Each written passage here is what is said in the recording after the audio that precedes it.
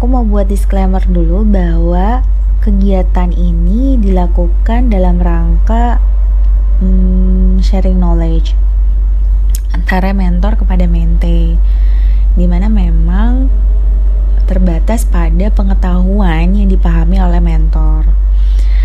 Nah, apa sih analisis mengenai dampak lingkungan atau AMDAL? Kita akan bahas ya selanjutnya.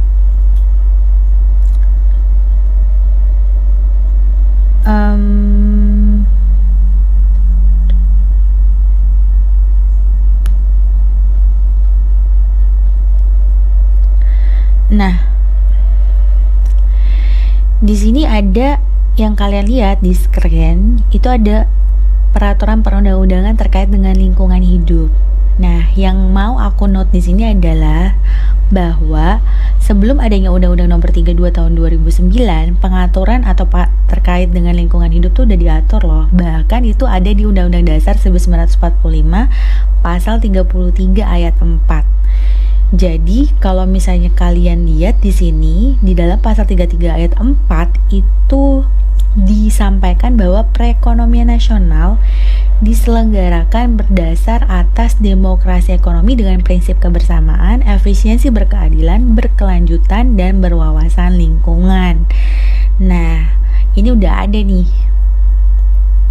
diatur gitu di Undang-Undang Dasar 1945. Dan sebelum adanya Undang-Undang Nomor 32 Tahun 2009 itu juga ada pengaturan pasal-pasal lingkungan hidup di Undang-Undang Penerbangan, Undang-Undang Minerba, Undang-Undang Ketenagalistrikan, Undang-Undang Kesehatan, dan peraturan perundangan lain terkait dengan lingkungan hidup. Namun dikarenakan ya perlu nih instrumen pencegahan pencemaran dan kerusakan lingkungan tersendiri karena sifatnya yang kompleks, makanya regulator menyusun.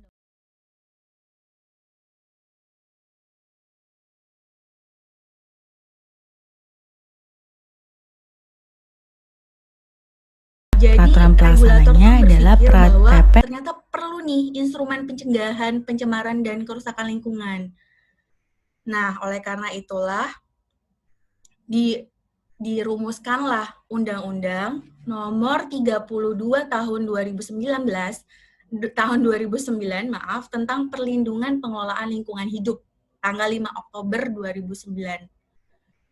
Nah, di sini kita tahu bahwa undang-undang itu ada peraturan pelaksananya, yaitu adalah peraturan pemerintah.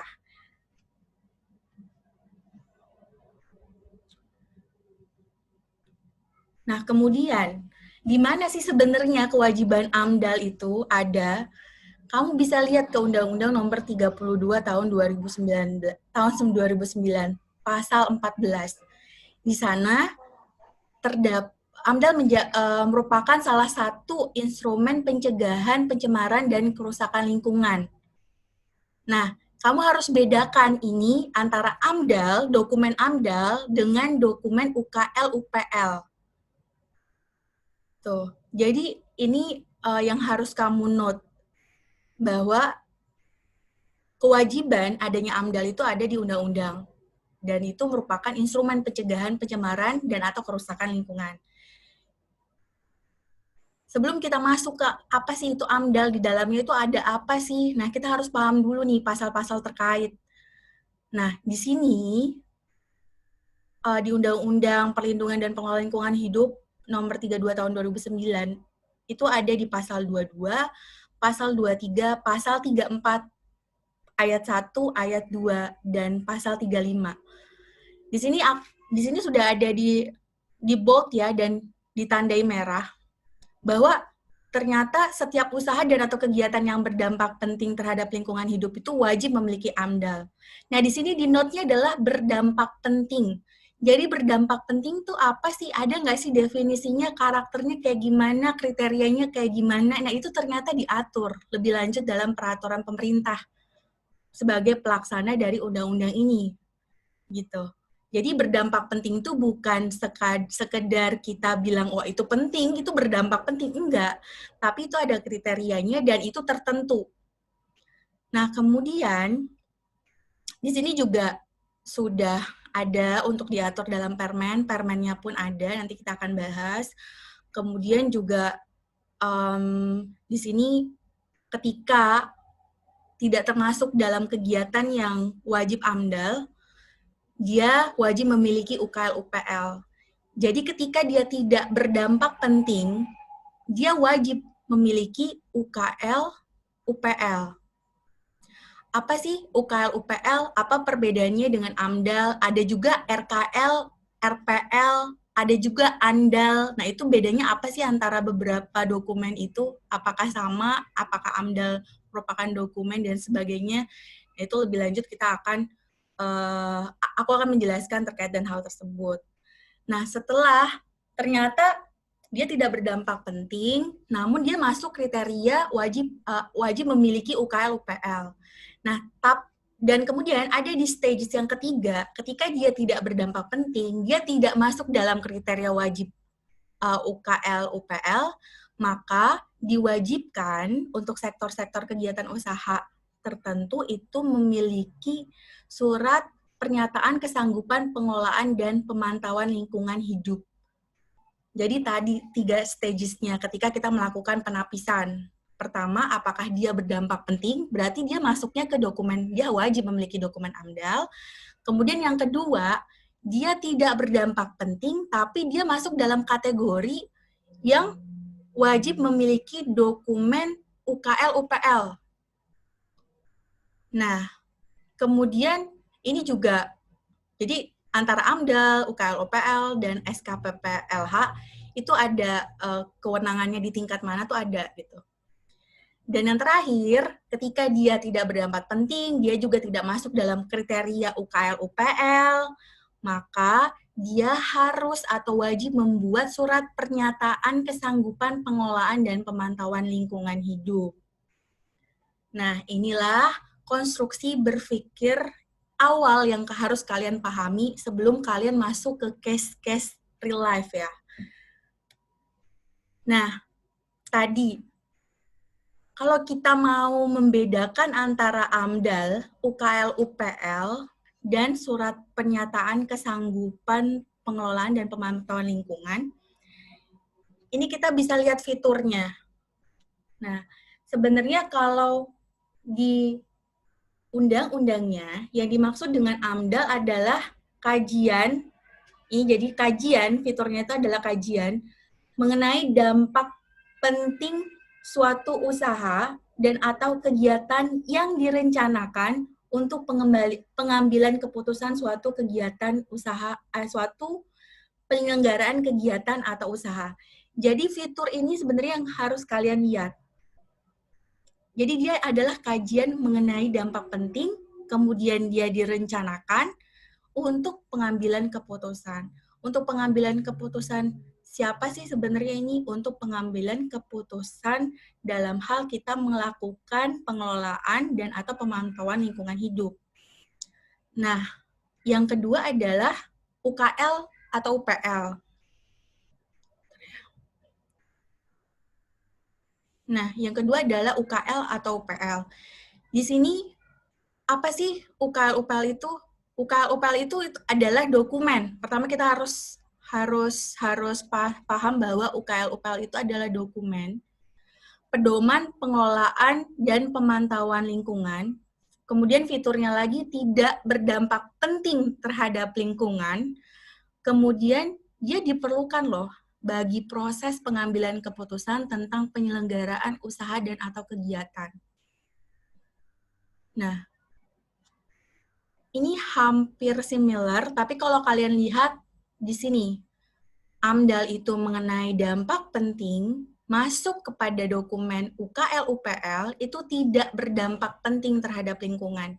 Di mana sih kita bisa tahu apakah dia berdampak penting atau dia tidak berdampak penting terhadap lingkungan? Itu kita bisa tahu dari prosedur atau cara penapisan. Nanti itu sebenarnya penapisan itu agak kompleks ya, karena itu masuk ke, kalau misalnya kalian ikut pelatihan, jadi ada 3 kriteria pelatihan. Pertama, dasar-dasar AMDAL, yang ini adalah sedikit informasi terkait pendalaman terkait dengan apa itu AMDAL. Kemudian yang kedua adalah pelatihan penyusunan AMDAL, dan yang ketiga adalah pelatihan penilai AMDAL.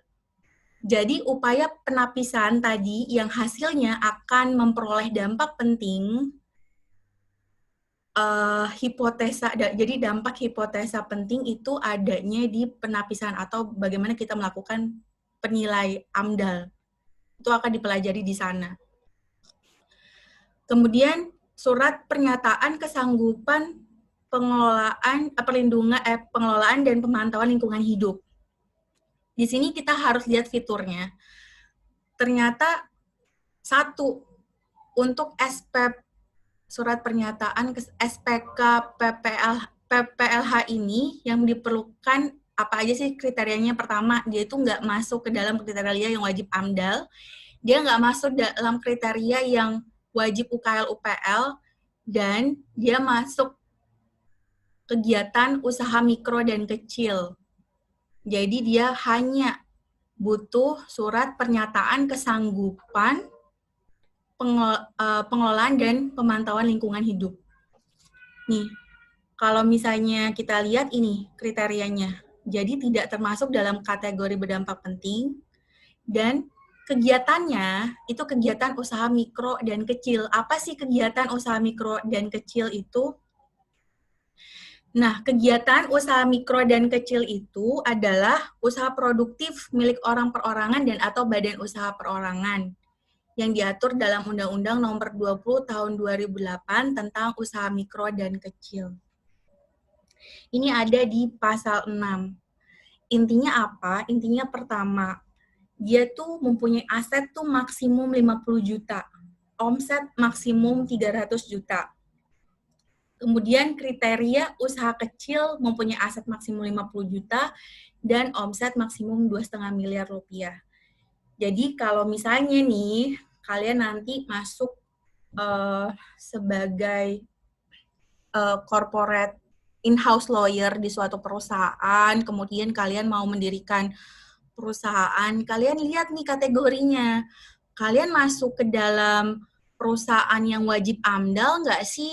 Atau justru kalian masuk ke perusahaan yang wajib UKL UPL, atau justru kalian hanya butuh SKSP, surat pernyataan kesanggupan pengelolaan dan pemantauan lingkungan hidup.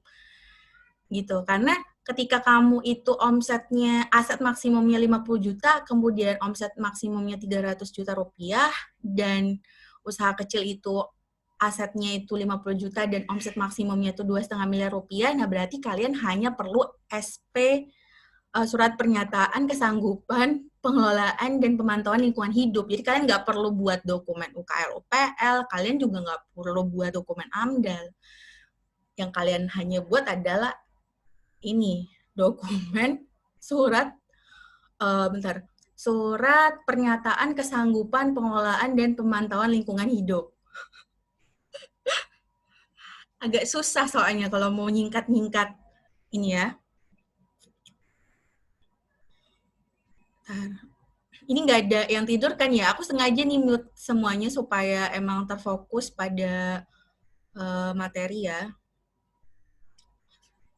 Kemudian, nah, sekarang kalau kita lihat apa sih hubungannya antara AMDAL, UKL, UPL, dan SPKPPLH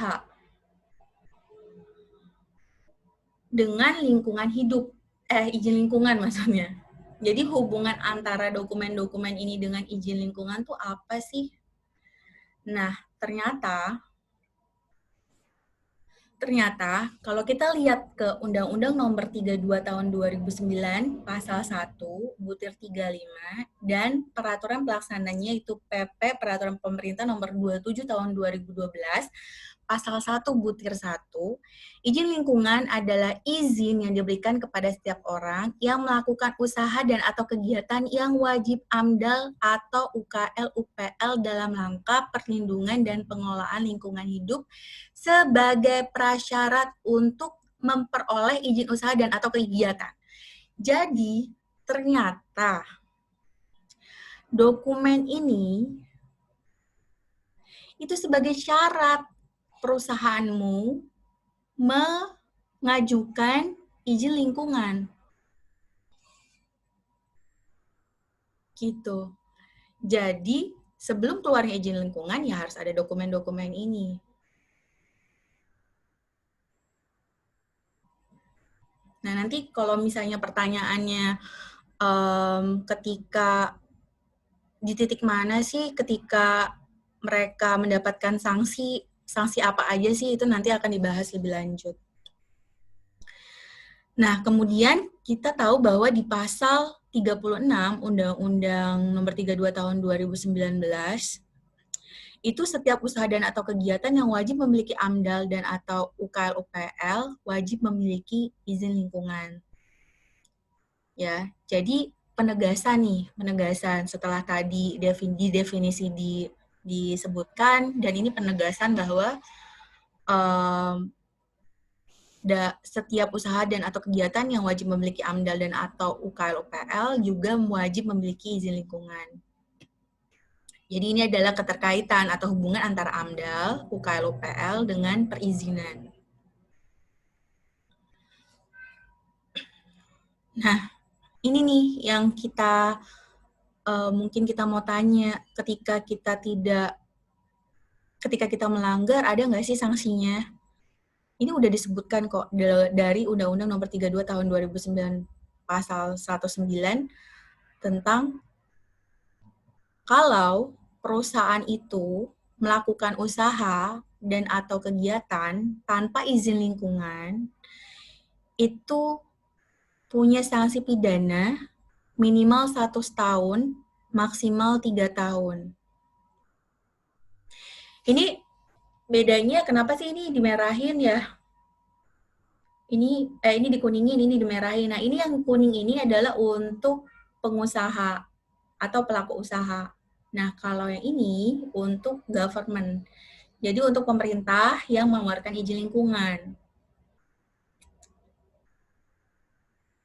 Kalau untuk pelaku usaha itu diatur dalam pasal 109 untuk pemerintah atau untuk gubernur yang menerbitkan izin lingkungan tanpa AMDAL dan atau UKL-UPL, kemudian juga untuk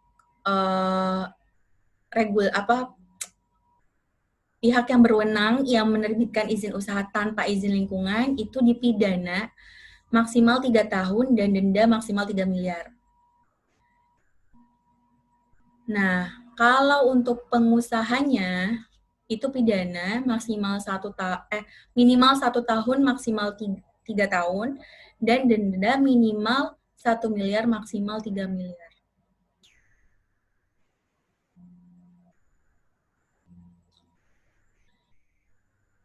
Nah, bagaimana sih untuk usaha dan atau kegiatan yang telah ada namun belum mempunyai dokumen lingkungan? Ini tadi keterkaitannya dengan pidana tadi ya. Jadi ketika dia tidak mempunyai dokumen lingkungan, inilah pasal yang mengaturnya. Nah, tadi kalau bisa kita lihat bahwa Undang-Undang Nomor 39 Tahun 2009 itu rilis tahun 2009 dan peraturan pelaksanaannya itu rilis tahun 2012, yaitu Peraturan Pemerintah Nomor 27 Tahun 2012. Nah, di sini kita bisa membuat klasterisasi nih. Kalau pertanyaannya kayak gini, gimana nih dengan kegiatan yang telah berlangsung sebelum berlakunya Undang-Undang Nomor 32 Tahun 2009? Nah, jawabannya adalah kalau telah mempunyai AMDAL atau UKL-UPL dan telah ada persetujuannya, maka surat persetujuan itu dipersamakan sebagai izin lingkungan. Ini berdasarkan pasal 73 Peraturan Pemerintah Nomor 27 Tahun 2012. Nah, tadi kan kalau udah punya AMDAL atau UKL-UPL nih, itu dipersamakan loh sebagai izin lingkungan. Jadi nggak perlu nih, aman nih, pengusaha aman. Gitu. Yang kedua, dia sudah punya izin usaha, tapi belum mempunyai AMDAL atau UKL-UPL. Nah, coba kita simulasikan ya. Ini maksudnya gimana sih, Kak? Maksudnya, Jadi dia tuh udah punya izin usaha yang dikeluarkan berdasarkan peraturan yang mengatur sebelumnya. Nah, tapi pengaturan sebelumnya itu kan tidak kayak tadi loh. Tadi sudah saya sebutkan beberapa undang-undang yang mengatur tentang lingkungan hidup kan. Nah, di sini belum ternyata perusahaan kamu itu belum mempunyai AMDAL atau UKL, UPL. Karena memang tidak diwajibkan sebelumnya. Nah, di sini kita harus lihat nih bahwa kondisi kayak seperti ini itu ada sanksi administratifnya. Karena berdasarkan Undang-Undang Nomor 32 Tahun 2009 Pasal 121 bahwa setiap usaha dan atau kegiatan yang telah memiliki usaha atau kegiatan yang telah memiliki izin usaha atau kegiatan dia mendapatkan sanksi administratif. Sanksi administratif itu seperti apa sih? Dia atau perusahaan tersebut wajib menyelesaikan audit lingkungan untuk kegiatan yang wajib AMDAL.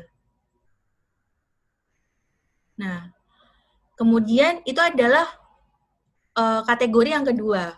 Dia punya izin usaha tapi belum mempunyai AMDAL atau UKL-UPL. Dan kategori 3 itu adalah setiap usaha dan atau kegiatan yang melakukan usaha atau kegiatan dia tidak punya izin lingkungan, dia tidak punya izin usaha atau kegiatan dan dia juga tidak memiliki izin lingkungan. Nah, ini ada di pasal 109 yaitu pidana dan denda. Nah, pidana dan denda itu tadi ya mengacunya ke pasal 109 ini untuk pelaku usahanya.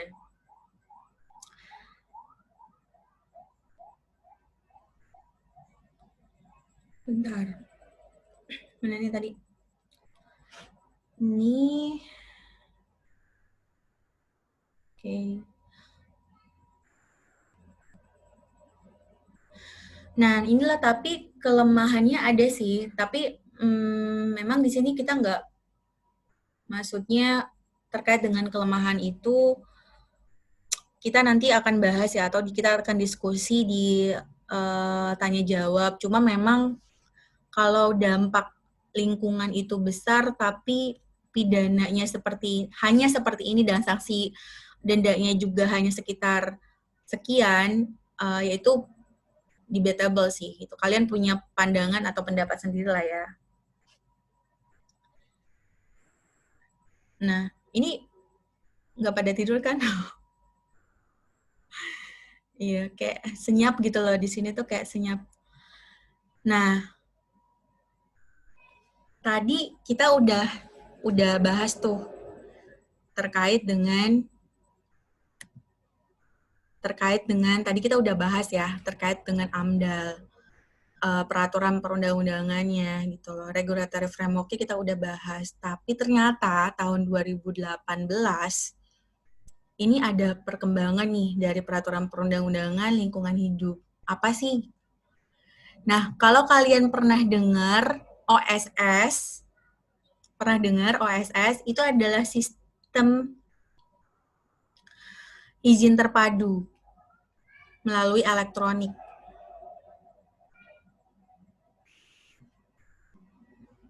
Jadi, sejak 2018, kita harus bisa lagi nih. Tadi selain kita melakukan penapisannya, apakah kita butuh AMDAL atau UKL UPL, atau justru hanya butuh SKPPLH.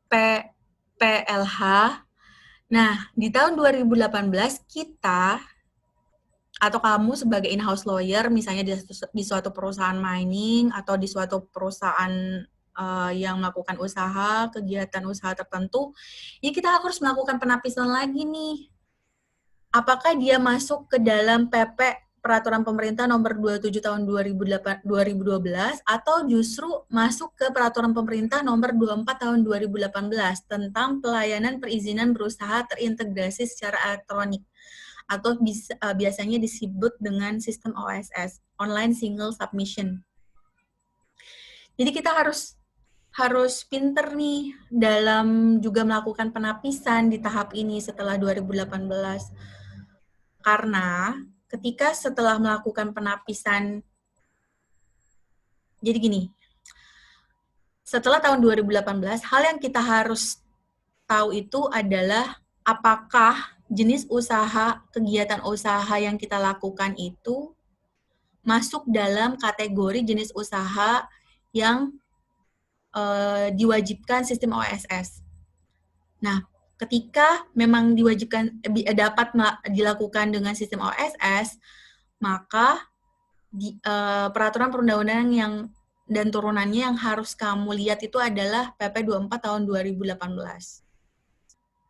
Tapi kalau ternyata kegiatan usaha kamu tuh nggak diatur nih di PP 24 tahun 2018, maka kamu harus mengikuti PP 27 tahun 2012. Nah, jadi itu dijelasin tuh pada pasal 71. Pada saat peraturan pemerintah ini dimulai berlaku, ketentuan dalam pasal PP 27 tahun 2012 tetap tentang izin lingkungan yang mengatur mengenai penyusunan dokumen AMDAL dan UKL-UPL, penilaian AMDAL dan pemeriksaan UKL-UPL, dan serta permohonan dan penerbitan izin lingkungan dinyatakan masih tetap berlaku sepanjang tidak bertentangan dengan ketentuan dalam PP ini atau tidak diatur secara khusus dalam PP ini. Jadi, kalau misalnya dalam hal ini, tunggu sebentar.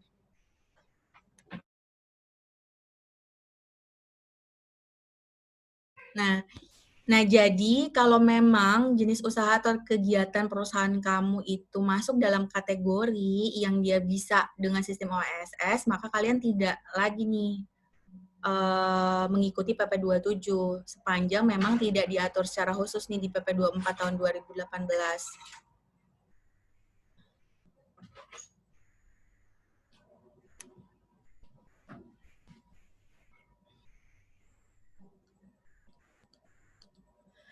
Jadi tahun 2018 itu sedikit kompleks karena adanya PP 24 tahun 2018 karena upaya penapisan yang tadinya kita hanya melakukan penapisan apakah dia masuk wajib AMDAL atau dia masuk wajib UKL UPL atau dia hanya butuh SKPP LH, ini kita jadi perlu satu lagi kegiatan penapisan, yaitu apakah kegiatan usaha kita masuk dalam kegiatan usaha yang bisa menggunakan sistem OSS.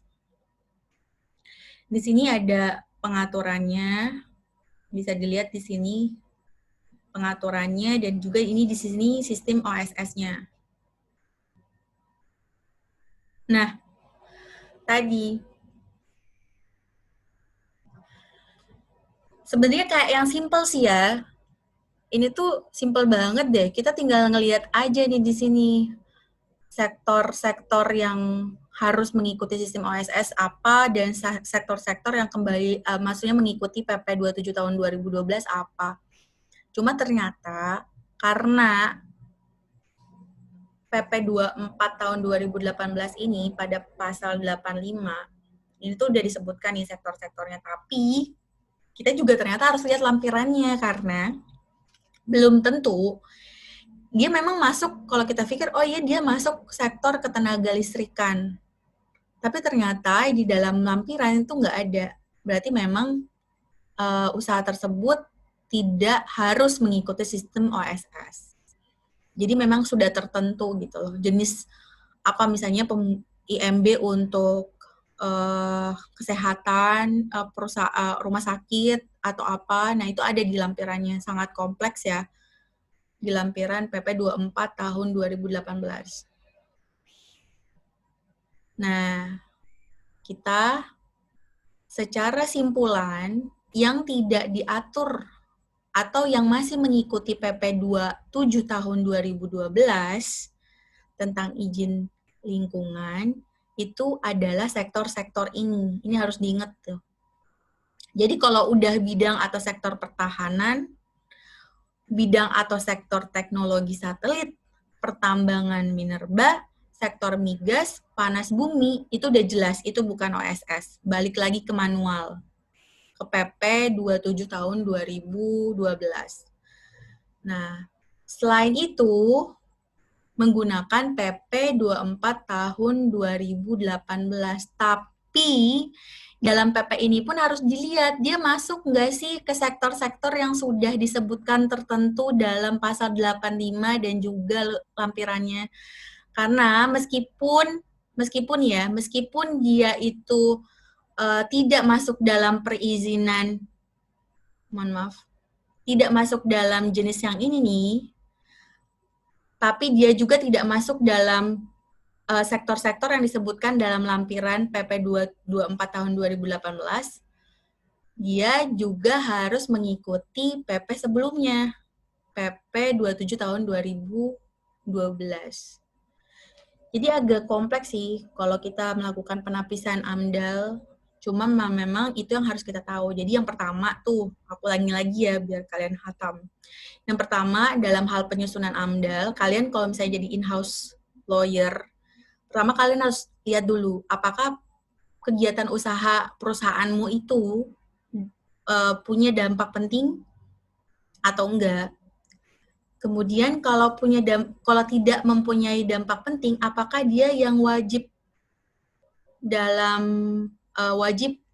membuat UKL UPL atau enggak? Dan kalau tidak masuk kedua-duanya berarti dia hanya membutuhkan surat pernyataan kesanggupan pengelolaan dan pemantauan lingkungan hidup. Jadi gitu. Jadi nggak ada tuh yang namanya misalnya kita punya AMDAL, terus kita juga harus buat UKL UPL. Atau kita buat tiga-tiganya aja deh, AMDAL, UKL UPL, dan surat pernyataan kesanggupan pengelolaan dan pemantauan lingkungan hidup. Enggak, itu tuh satu gitu loh. Ketika kamu wajib AMDAL, ya AMDAL. Ketika kamu hanya diwajibkan UKL UPL, UKL UPL. Dan ketika kamu tidak perlu membuat AMDAL dan UKL UPL, berarti surat pernyataan kesanggupan, pengelolaan, dan pemantauan lingkungan hidup.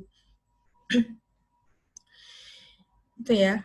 Nah, yang kedua, penapisan yang harus dilakukan tuh ini, apakah kegiatan usahanya itu mengikuti sistem OSS atau enggak? Karena itu beda. Nah, yang harus diingat adalah tadi, kamu harus periksa nih sektor-sektor berdasarkan pasal 85 ini. Apakah masuk ke dalam sektor ini kegiatan usahamu, dan periksa juga lampirannya. Karena setiap sektor ini nih, sektor ketenagalistrikan, sektor pertanian, dia punya kegiatan-kegiatan tertentu yang sudah masuk dan harus mengikuti sistem OSS. Dan yang satu lagi bahwa kalian harus ingat juga ini adalah perizinan berusaha yang tidak mengikuti sistem OSS. Artinya kemana? Artinya kembali lagi ke manual tadi, yang ke Peraturan Pemerintah Nomor 27 Tahun 2012. Ini contohnya dalam lampiran. Nah, ini contohnya sektor PU dan perumahan rakyat di luar sistem OSS. Artinya apa? Artinya dia nggak ada nih di lampiran tadi, di lampiran PP 24 tahun 2018. Kemudian di pasal ini yang harus kamu tahu adalah ini yang ditandain kuning adalah perizinan yang tidak mengikuti sistem OSS, sedangkan yang biru itu adalah perizinan yang mengikuti sistem OSS. Dimana memang kita harus lihat nih, kita kan buat nih awalnya buat rencana usaha dan atau kegiatan.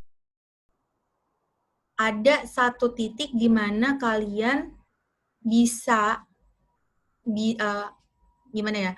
Jadi kalian tuh nanti akan dikasih suatu komitmen, surat persetujuan komitmen, itu akan keluar, tapi izin kegiatan kalian belum bisa dilakukan gitu. Tapi izin-izin lain kalian bisa proses.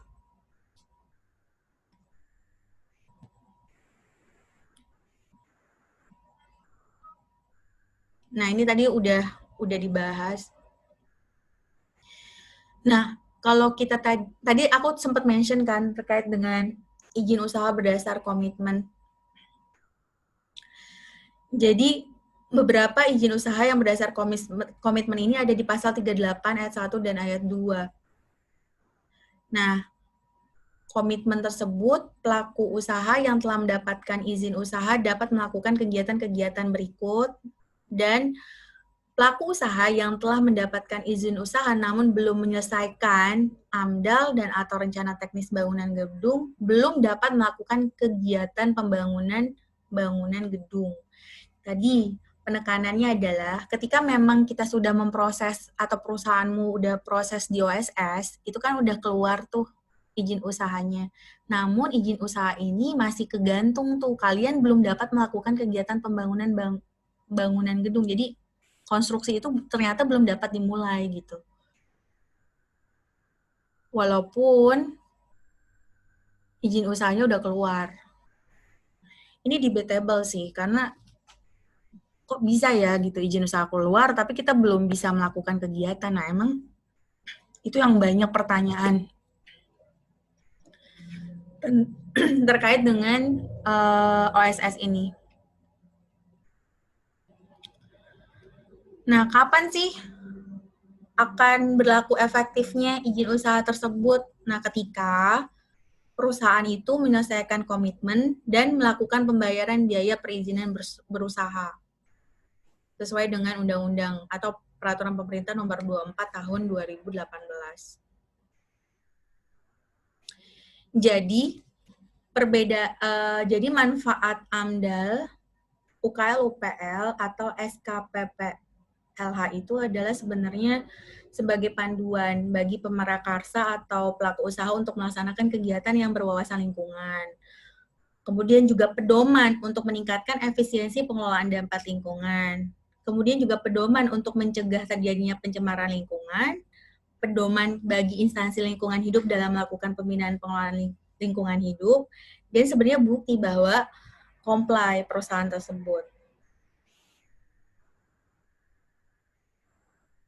Nah, ini nih yang seru sebenarnya. Terkadang kan kita suka bilang bahwa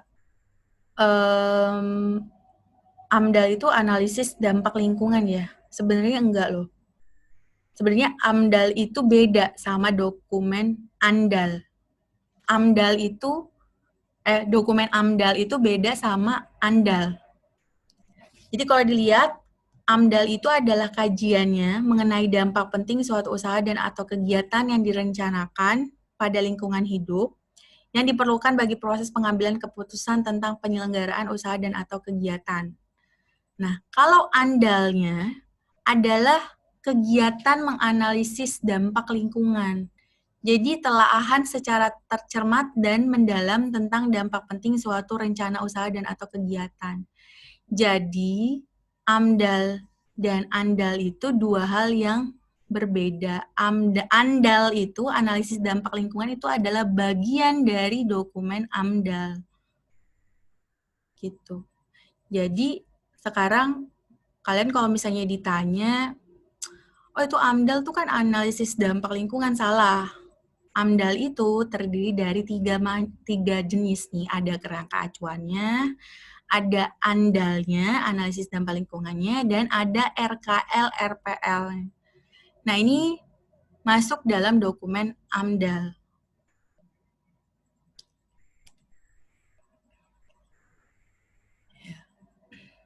Dan inilah yang membedakan, jadi terkadang ya, kalau misalnya kita lihat berita-berita tuh, ada juga tuh yang daerah-daerah atau gubernur yang menyebutkan bahwa kami mengeluarkan kami mengharuskan suatu perusahaan itu membuat RKL, RPL. Gitu. Mereka sudah menerbitkan RKL, RPL. Jadi dia agak mix up gitu dengan UKL, UPL.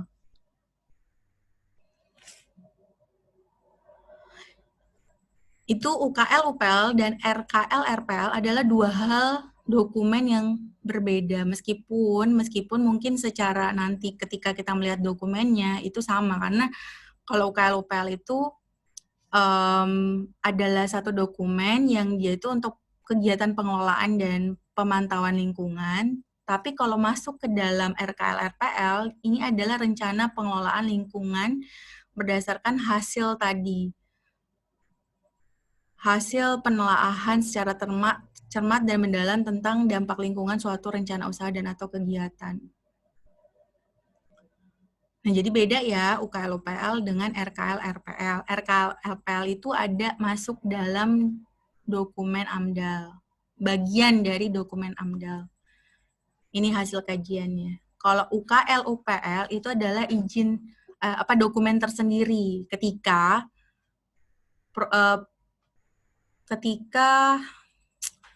kegiatan usahamu itu tidak wajib AMDAL.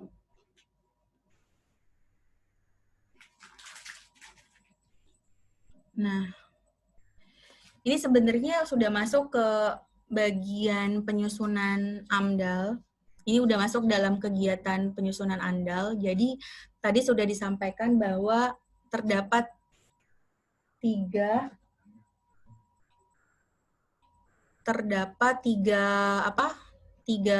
dokumen, yaitu kerangka acuan, analisis dampak lingkungan, dan RKL-RPL. Dan ketiganya ini mempunyai keterkaitan. Jadi pada saat kita menyusun kerangka acuan, itu di sini ya, kita melakukan pendahuluannya itu apa, kegiatan usaha kita apa. Di sini ada pelingkupan. Nah, pelingkupan itu penting ya. Seperti rencana kegiatannya secara detail, itu tuh apa. Kemudian rona lingkungan awalnya itu seperti apa. Nah, rona lingkungan awal ini ada tuh di statistik. Kita bisa cari apakah dia masuk ke zona merah atau zona hijau dan lain-lain. Kemudian apakah dia sudah melakukan pelibatan masyarakat. Nah, kemudian kita juga mengidentifikasi dampak penting hipotetiknya. Nah, di sini juga dalam pelingkupan ini terdapat batas wilayah studi dan batas wilayah kajiannya disebutkan. Metodenya bisa metode pengumpulan data dan analisis data, kemudian perakiraan besaran dan pentingnya dampak, dan evaluasi dampak. Hasil dari metode atau pelaksanaan ini tuh akan digunakan di analisis dampak lingkungan. Jadi analisis dampak lingkungan itu dia menggunakan metode perakiraan dampak penting. Apakah dampak tersebut masuknya besar dampak, kemudian tingkat penting dampaknya itu seberapa besar, dan melakukan evaluasi. Karena ketika nih, tadi balik lagi ke sini ya, ketika kita sudah melakukan inventarisasi dampak penting hipotetik, ternyata setelah kita melakukan analisis dan telaahan, ternyata tingkat penting dampaknya itu sebagaimana kita lakukan evaluasi tidak menjadi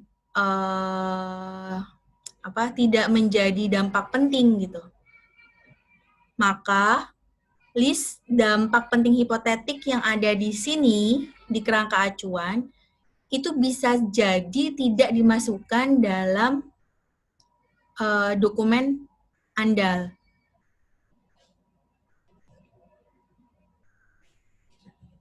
Gitu. Nah, kemudian ini adalah dokumen RKL-RPL, di mana kita tahu bahwa dokumen ini adalah rencana pengelolaan dan pemantauan lingkungan. Ini masuk ke pembahasan tersendiri nih, pembahasan terkait dengan penyusunan AMDAL. Tapi yang perlu kamu tahu sebagai dasar, sebagai awal adalah dokumen AMDAL itu terdiri dari 3 jenis, yaitu kerangka acuan, ada AMDAL, analisis dampak lingkungannya, kemudian ada dokumen RKL dan RPL.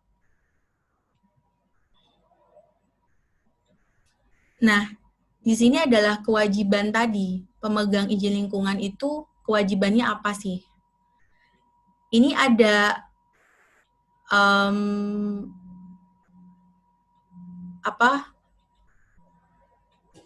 ada kewajiban yang sebenarnya kita nanti harus masuk ke dalam penapisan terkait dengan siapa pihak yang berwenang untuk memberikan izin lingkungan itu. Itu ada kewenangan tingkat, apakah itu dikeluarkan oleh pusat, apakah itu bisa dikeluarkan oleh provinsi maupun oleh gubernur atau bupati. Nah, itu ada tingkatannya, ada kriterianya dengan izin lingkungan atau penerbitan izin lingkungan. Ya, tadi sudah dibahas bahwa terdapat sanksi administratif dan juga sanksi pidana nih untuk pihak-pihak atau menteri, gubernur, atau bupati wali kota yang menerapkan, yang melakukan pelanggaran terhadap izin lingkungan.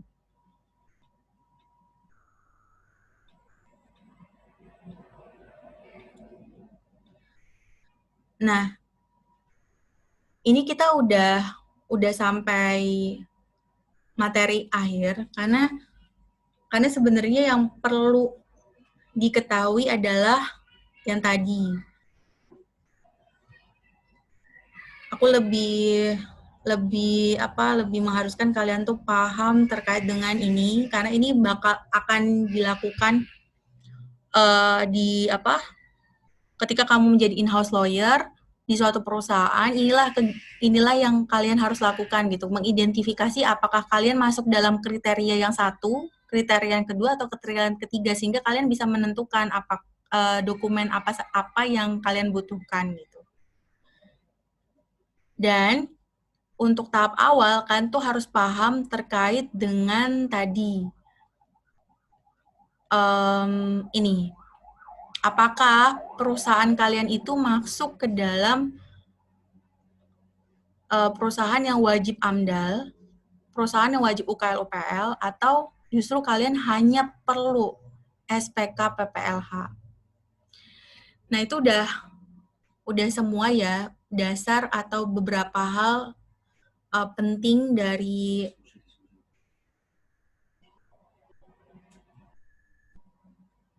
AMDAL yang perlu kamu tahu. Sekarang kita masuk ke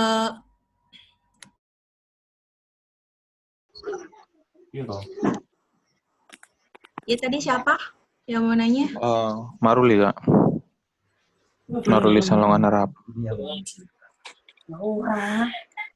Oke. Jadi, Kak, sebenarnya saya masih kurang paham gitu terkait AMDAL ini. Itu kan dasar untuk menerbitkan izin lingkungan kan, Kak? Nah, pertanyaan saya, halo Kak? Ya. Ya, pertanyaan saya, yang mana duluan, Kak? Apakah izin lingkungan atau izin usaha? Ataukah bisa sejalan dua? Karena tadi di waktu penjelasan OSS, saya menafsirkan bahwasannya ketika kita udah mendaftarkan OSS, langsung dapat dua, Kak, izin lingkungan dan izin usaha. Ataukah izin lingkungan ini sebagai dasar pembuatan izin usaha? Atau seperti apa, Kak?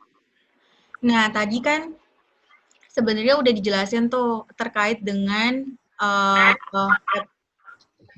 kita mute dulu ya.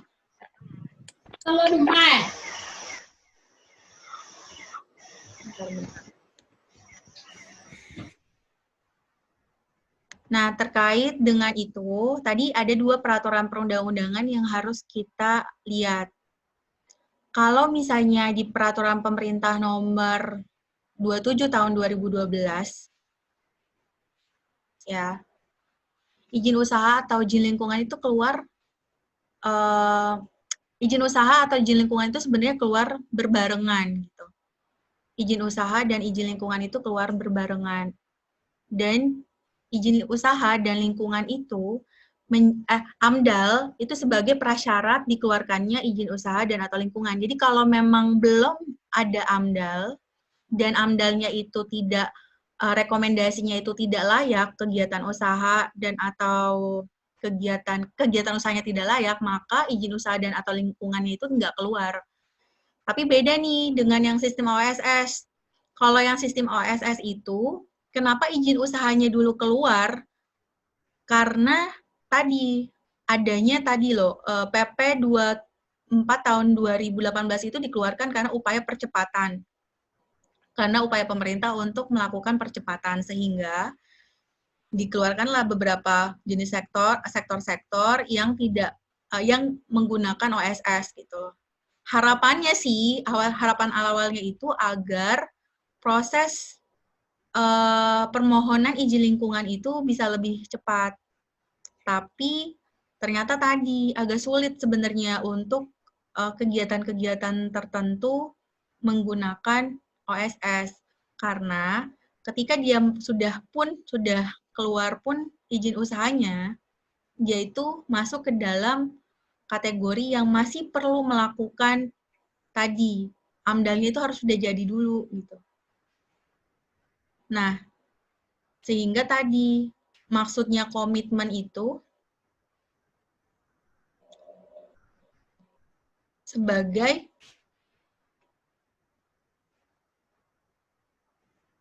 komitmen yang keluar setelah proses OSS itu bersyarat.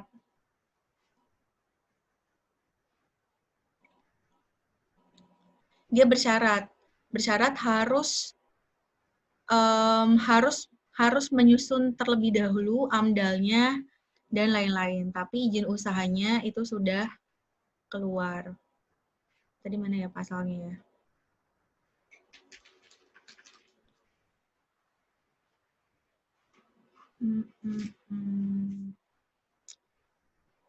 OSS.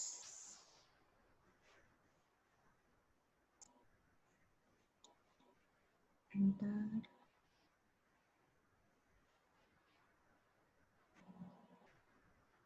Nah, ini dia. Jadi di sistem OSS itu, meskipun izin usahanya telah keluar, tapi dia belum menyelesaikan AMDAL, kemudian juga belum ada rencana teknis bangunan gedung, nah dia tuh masih belum bisa melakukan kegiatan pembangunan gedung. Artinya meskipun sudah ada nih izin usahanya, dia memang belum bisa melakukan kegiatan usahanya. Itulah prinsipnya OSS. Jadi masih harus diproses nih dokumen AMDAL dan rencana teknis bangunan atau gedungnya. Cuma dalam hal percepatan karena izin usaha itu diperlukan untuk perizinan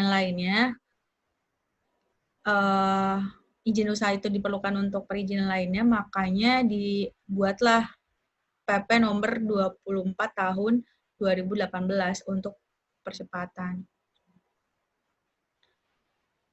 Nah, bentar. Tadi mana sih? Ya. Nah, ini ada yang ini lagi nggak, Dek? Kalau misalnya tadi masih belum ini ya? OSS-nya doang, Kak. OSS-nya kenapa? Kurang paham saya, Kak. Mohon maaf. Kan OSS ini kan secara online, Kak. Nanti ketika ngambilnya itu berbarengan gitu, Kak. Udah selesai izin usaha sama izin usaha dan izin lingkungannya. Tapi izin lingkungannya ini perlu masih AMDAL lagi kan, Kak? Iya. Tuh. Karena memang tadi sih ya upaya percepatan itu. Iya tuh awakmu mangannya. Jadi dibenarkan ya, Kak, izin lingkungan ini sama dengan komitmen tadi ya, Kak, sebagai jaminan lah kalau bisa kita bilang bahwasannya akan sesuai. Betul. Jadi Ya. Kan misal nih, Kak, suatu perusahaan udah memiliki izin usaha sama izin AMDAL-nya sendiri, tapi di tengah praktek lapangan ketika mau membangun suatu gedung atau kegiatan usahanya itu ditolak.